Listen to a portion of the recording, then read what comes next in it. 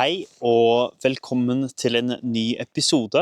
I denne episoden så tenkte jeg at vi skulle snakke om norsk folketro. En skikkelse, altså en på en måte person, ting, vesen fra norsk folketro. Så her ser vi et lite tjern. Et tjern er en liten innsjø. Så hvis på en måte det ikke er stort nok til å være en innsjø, men bare bitte litt vann, sånn som bak her, det er ikke en stor innsjø, det er bare bitte litt vann, så kaller vi det for et tjern. Og i norsk folketro, altså på en måte vesener og myter som man snakket om i Norge, så fantes det et slags spesielt vesen i sånne små tjern. Og man måtte være spesielt forsiktig når det var slik det er i dag, at det er skodde og tåke, for da var dette her monstret ekstra kraftfullt, ekstra mektig. Så det vesenet, eller det monstret jeg skal snakke om, som er et monster som kommer fra norsk folketro, heter Nøkken. Nøkken.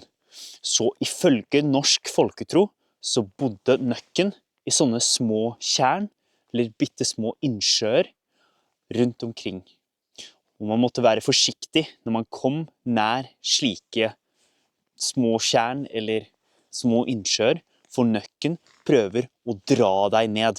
Den prøver å dra deg ned i vannet, slik at du skal drukne, slik at du skal dø.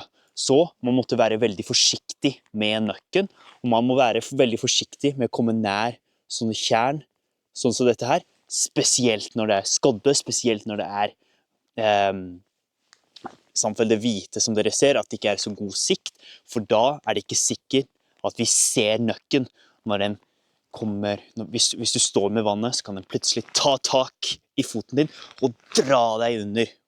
Så Nøkken kunne enten se ut som et slags troll i vannet, et vanntroll, eller det kunne se ut som en hvit hest i vannet, som på en måte prøvde å lokke deg ut.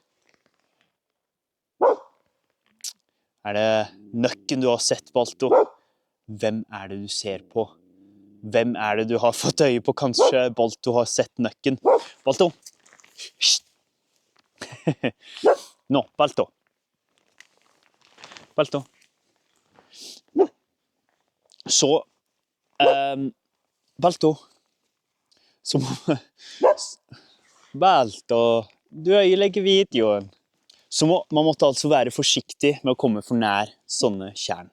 Og Nøkken har Balto, nå må du være stille. Balto, nå er det nok. Balto.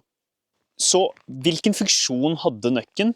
Vel, Nøkken skulle passe på at, kanskje spesielt barn, at man fortalte denne her historien om Nøkken, for at barn ikke skulle gå for nærme tjern, for nærme innsjøer, sånn at de drukna. Det kan også selvfølgelig være en måte å forstå drukning på, altså det at noen dør i vannet. At man har funnet på et slags et monster som på en måte representerer drukning.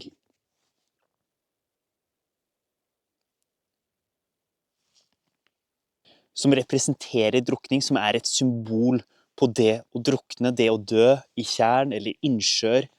Så jeg tror det er et uttrykk for hvordan folk på en måte prøver å forstå denne her smerten, men jeg tror også det kan være en måte for å fortelle barn slik at de skal være forsiktige. Det er en fin måte å fortelle om døden, og fortelle om drukning på en måte i fortellingform. Det å fortelle, så kanskje vi mennesker forstår bedre, husker bedre, og at kanskje drukning, jeg vet ikke. Men uansett, det er en interessant historie, det er en viktig skikkelse, og Theodor Kittelsen har malt flere versjoner av Nøkken. Så nå tror jeg vi må komme oss bort, sånn at Nøkken ikke tar oss.